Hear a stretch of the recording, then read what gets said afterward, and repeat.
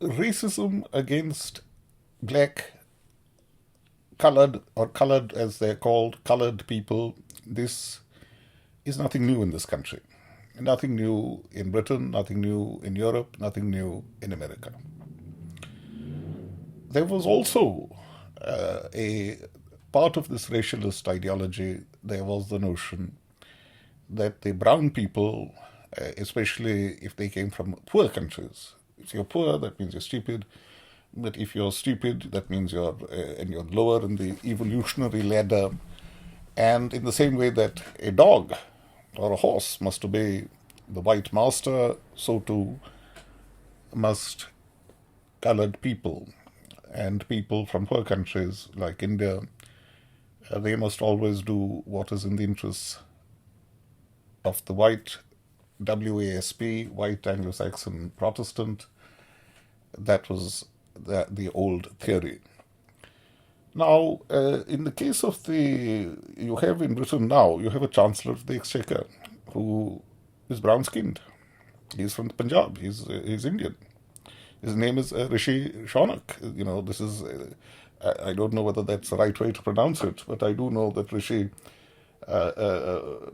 Shonak, that was, is associated with the Tarva Veda, and this is a very sort of a learned type of family, ancient Indian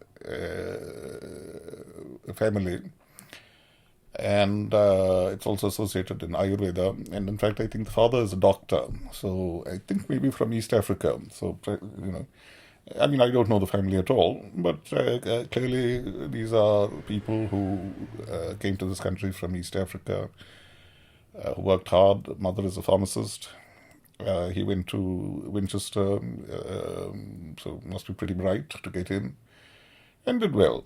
And now he married the daughter of the founder of Infosys.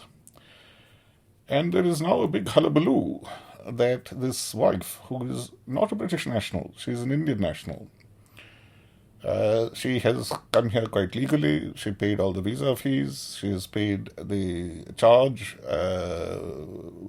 as a non-domiciled person. There's a 30,000 or something like that. There's a charge. She pays it. But there is outrage. What is this outrage based upon? Well, I want to now just read from the Guardian newspaper, but before I do so, I've always thought of the Guardian as being left-wing and as being friendly to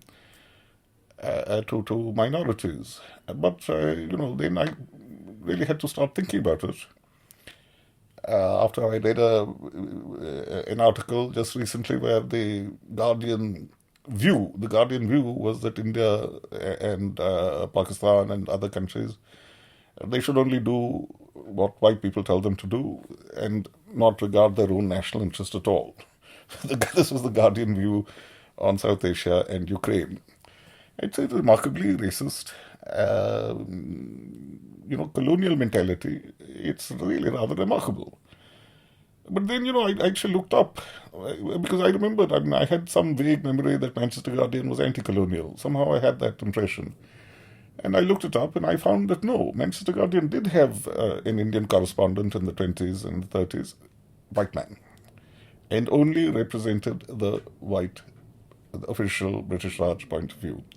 Verrier Elwin, white, but, sympathetic. He was... So he could get a word in edgeways. Malcolm Muggeridge could get a word in edgeways. When he was acting in charge, but that was pretty late in the day. By then it was inevitable that the Raj would end. So it would be in the late 30s. So really, the Manchester Guardian and the Guardian, if you actually go and you look at the track record, it's not good at all. So it's no surprise that the Guardian is leading this pack of wolves who are baying for the blood of the Chancellor, Rishi Sunak or Sunak, or however he wishes to pronounce. That's up to him how he wishes to pronounce it. And let us see what they say.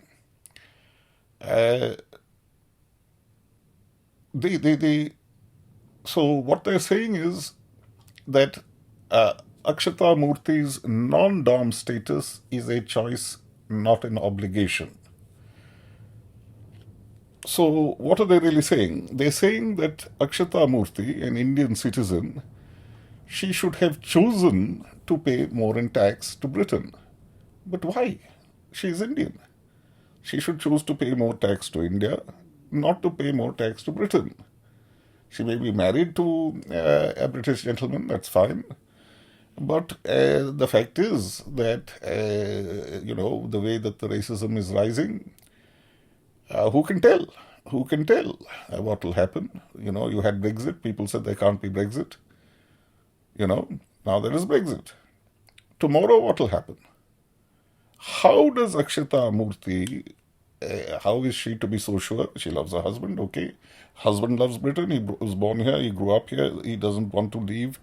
And he may prefer to die in a ditch, as the people of Ukraine. They're dying in the ditch. They are giving their life. They're dying on the road. Rather than be ejected by these barbarian invaders, And the same, Rishi may prefer.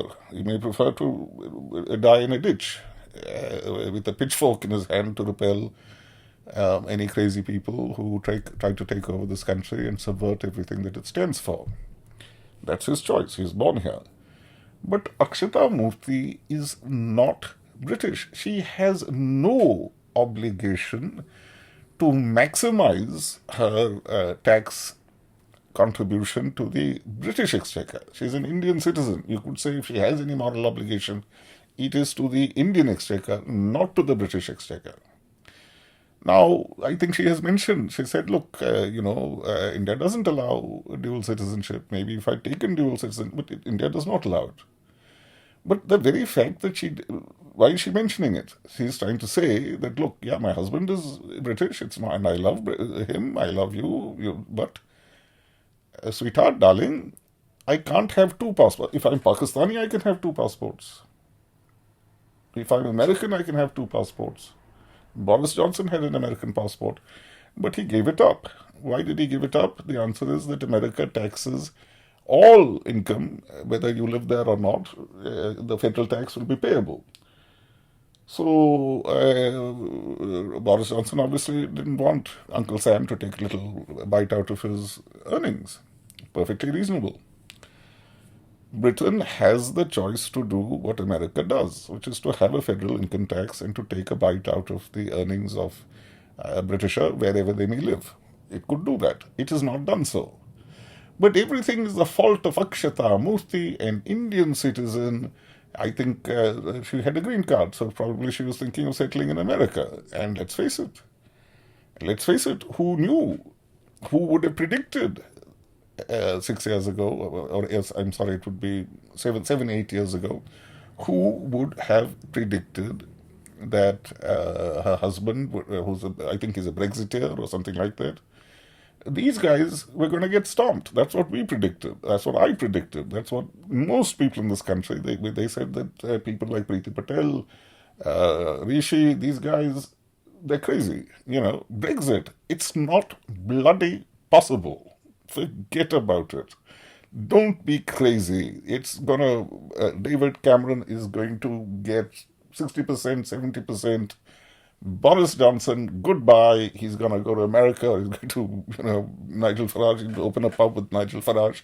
You'll never hear from him again.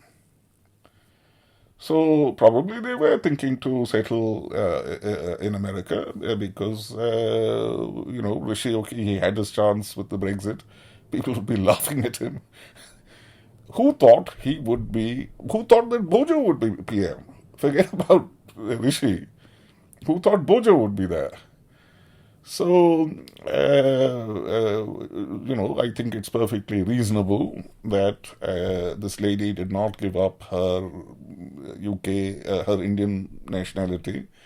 After all, as she says, as her people say, that look, her parents are there, she will have to return to look after them at some point.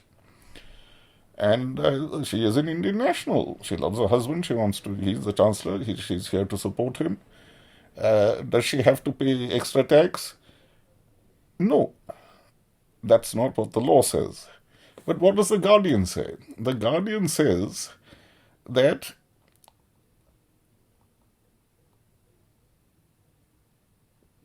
the Guardian says domicile, they quote Richard Murphy, professor of accounting, domicile has nothing to do with a person's nationality. But domicile does have to do with where you want to permanently reside.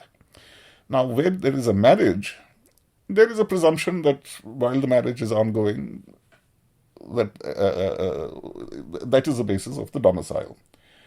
But let's face it, not all marriages last forever. And it is perfectly within the rights of a woman to keep her nationality, to keep her options open, and she is not obliged. She is not obliged to follow, to be like an obedient slave of her husband. Since 1870 and then 1882, and then there have been laws passed protecting the property of married women. Now, there are also laws about controlling behavior. And okay, it cuts both ways. It cuts both ways that a woman could be guilty of controlling behavior towards a husband. But there can be absolutely no doubt that if her husband had said to her, look, I become chancellor, so you do what's good for me, for my career, that would have been controlling behavior. But that is the type of behavior that the Guardian endorses. Why?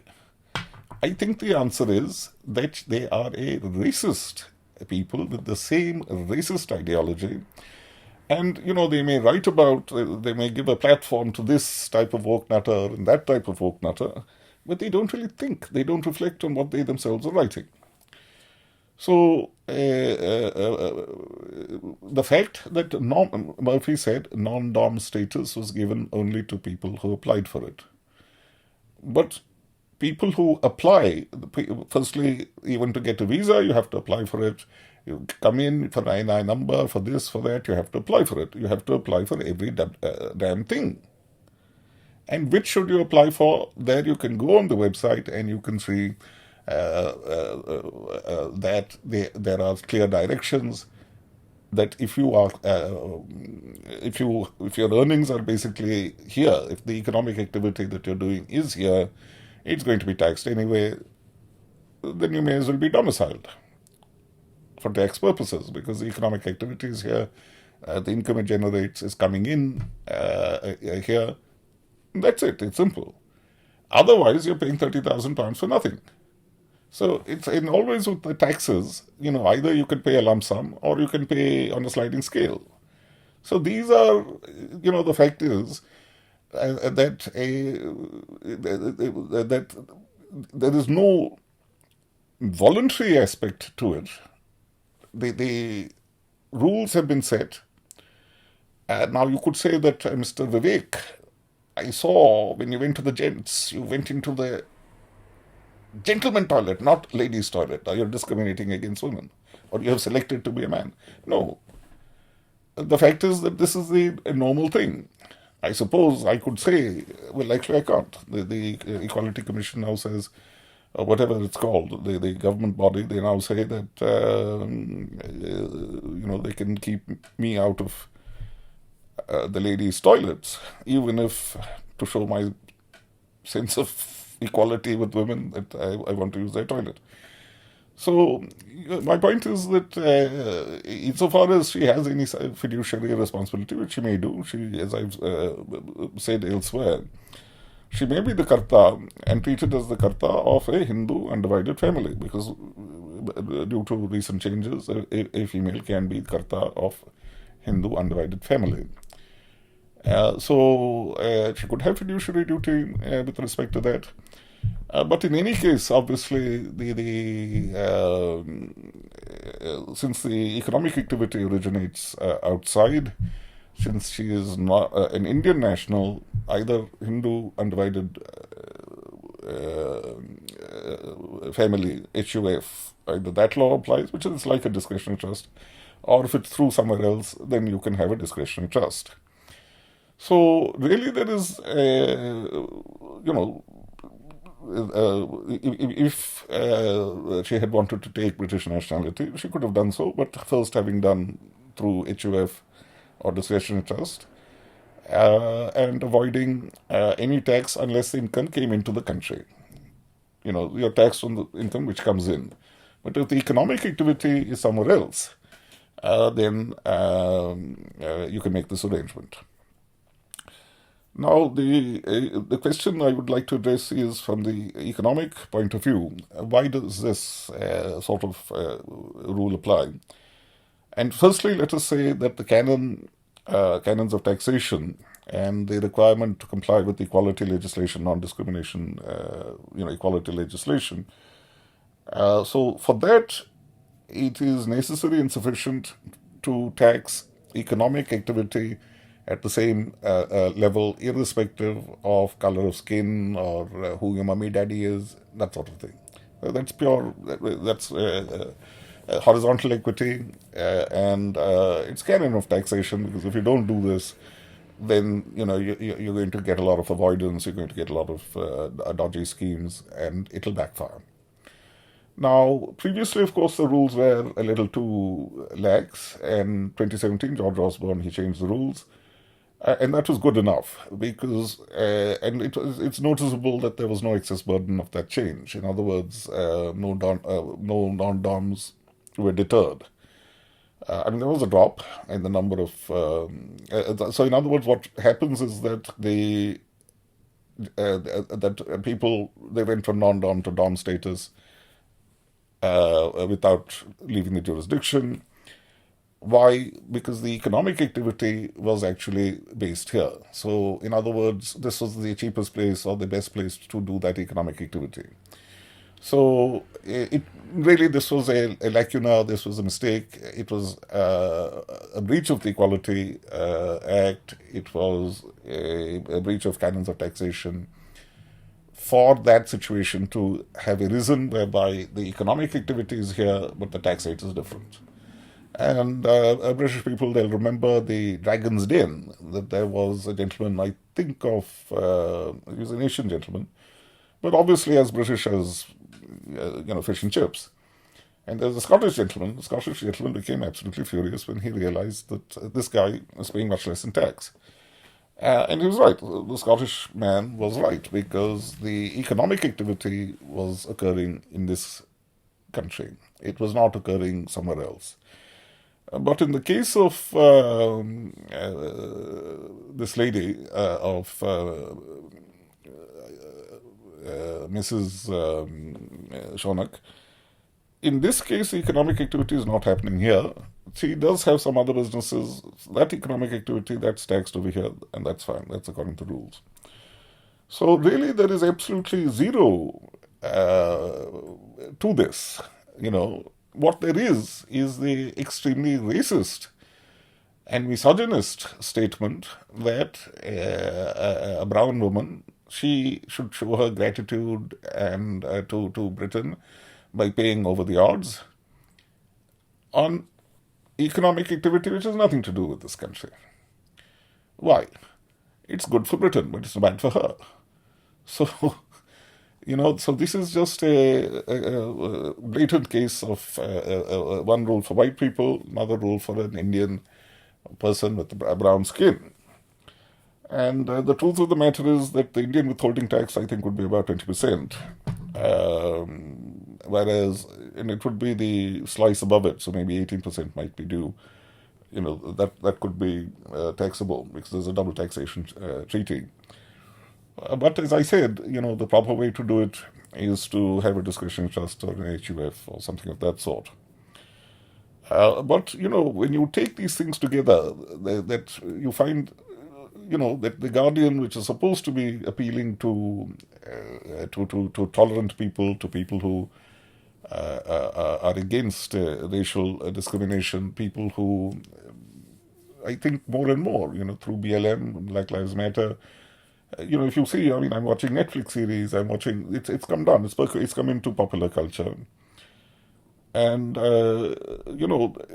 this is a very blatant, I think, example of how the old misogynistic ideas the old racialist ideas, which come down to the notion of a hierarchy with the white male at the top. And if you're not putting your money into the pocket of the white male, you're bad. If you're not supporting today, because of Ukraine, they don't want to fight in Ukraine. They were, because they're frightened, they're cowardly. But you have to. The messages you have to do what we tell you, because you are of a lower, you're a less evolved person. Now, does this actually square with the views of the ordinary people in Britain, of the indigenous people? Now, firstly, the indigenous people, it is very clear. It's very clear that they were not being treated in an equal manner. Now, the second point I'd like to make is that, for example, just recently, a few years back, 4 or 5 years back, there was a judgment in Canada. Now, Canada had decided to try to help and protect the indigenous people, to make a little bit of a reparation, if you like. So I think it was about salmon fishing. That, okay, and this was their land. This was their salmon. To help them, saying, okay, then you have the exclusive right to this. And then I think they were Japanese origin heritage fishermen, and they were saying, no, equal dignity. But, so that would kind of, the notion of human dignity is, human right to dignity means equal treatment. And the Canadian, I think, judge, Supreme Court judge or whatever it was, said, this is counterproductive. And I would say that for indigenous people, where they have been deprived of what we could call club goods, so these are not universal entitlements, these are restricted in scope. It's like salmon in this river, or, the common land which was enclosed back in the 17th century or whatever. So now the law, it's perfectly okay to say that these are, there has been a loss of entitlements of a restricted nature of it's a justiciable matter, and there's a principle of proportionality, that a proportional, so long as the compensation or the departure from equal treatment, so long as it's proportionate to that, that's fine. You can't make a bloody shibboleth out of equality. So I think the British point of view is that, yes, please do protect indigenous people from unfair competition, but do it not on the basis of some universal human right or whatever, but on the basis of the actual departure from equitable treatment, the unfairness which had occurred, compensate, and in this way you keep clear of the human rights nutters and the EU nutters and the various different types of nutters. So, shame on you, Guardian. And as for Mrs. Sunak, nothing wrong with what you've done. And why not be the first? You'll be the first in your family to be the karta of a Hindu undivided family. Yeah, that's women's equality, And more you will find that women will be taking the lead in looking after the family's economic interests. Thank you.